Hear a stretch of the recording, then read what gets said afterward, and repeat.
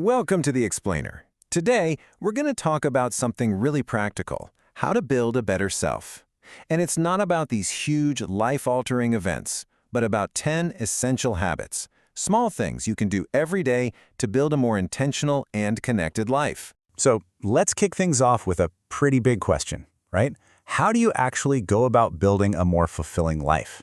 The whole idea we're exploring today is that the answer isn't some massive overnight change. It's about the quiet, consistent power of small actions that you practice day in and day out. So, here's how we're going to break it all down. We're going to look at this through 3 core pillars. First, connecting with the divine. Then, cultivating the inner self.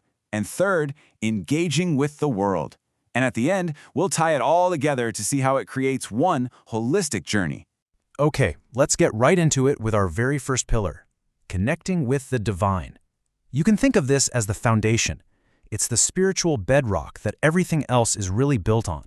And this pillar, it's held up by 4 really powerful habits: prioritizing our prayers, actually engaging with the Quran, remembering God throughout the day, and making personal supplications. So first on the list is Salah, or formal prayer. And what the source material makes really clear is that this isn't just some ritual. It's a fundamental pillar of Islam, designed to be a direct, scheduled line of communication with God. And that number, 5, it's all about consistency, right? It's about building this rhythm into your day, giving you these 5 specific moments to just pause, reset, and consciously reconnect with your Creator. Next up, we have our relationship with the Quran.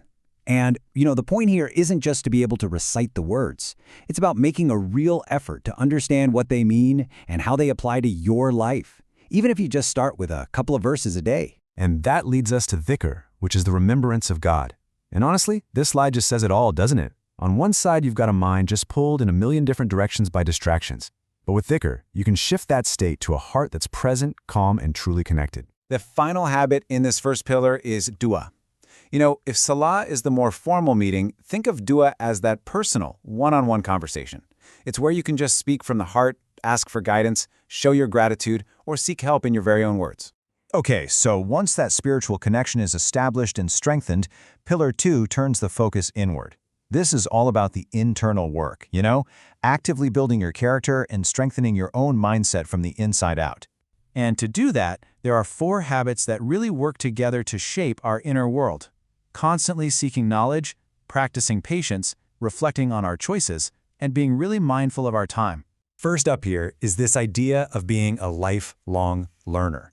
And the source is pretty clear. This isn't just about religious subjects or just worldly ones. It's about both, because together they give you that spiritual grounding and that practical wisdom to navigate life. Then there's Sabr, or patience. But, and this is a big but, it's so much more than just, waiting around. It's an active practice. It's about building resilience and trust, especially when things get tough, and having faith that there's a bigger picture you might not see yet. And that flows right into the next habit, self-reflection. But it's not just sitting and thinking. It's presented here as this really practical loop. First, you act, you live your life. Then you take a moment to honestly reflect on what you did. And here's the key. You use that insight to adjust your course for the better. It's a cycle of constant improvement. And the last piece of this inner work puzzle, time. It's our most finite, most precious resource, right? So this habit is a call to action. Use your time with purpose and fight that urge to procrastinate on the things that actually matter. Okay, so you've got this strong spiritual connection. You're working on your inner self. So what now? Where does all that go? Well, that's pillar 3. It's all about the output, how all this inner work gets expressed in your actions out in the world. And this really boils down to 2 essential practices that connect your inner world with your outer actions. It's about the quality of your character and the strength of your community. First, there's striving for good character, or Akhlaq. This is where your faith stops being just an internal feeling and becomes something people can actually see. It's that daily commitment to being kind, to being honest, to being compassionate in all your interactions, not just when it's easy. And last, but definitely not least, the source makes it super clear. You're not meant to do this alone. Real growth happens when we're connected to others. So strengthening those community bonds, whether it's through learning together or just supporting each other, it's absolutely vital. All right, so we've looked at all the individual pieces. Now let's zoom out and see how they all fit together, how they weave into this single holistic journey of becoming a better person. In this slide right here, this is maybe the most important takeaway of the whole thing. These aren't 10 random items on a to-do list. They're 3 deeply connected pillars. See how it works? Your connection with the divine fuels your inner growth. And that inner growth then expresses itself as good character out in the world.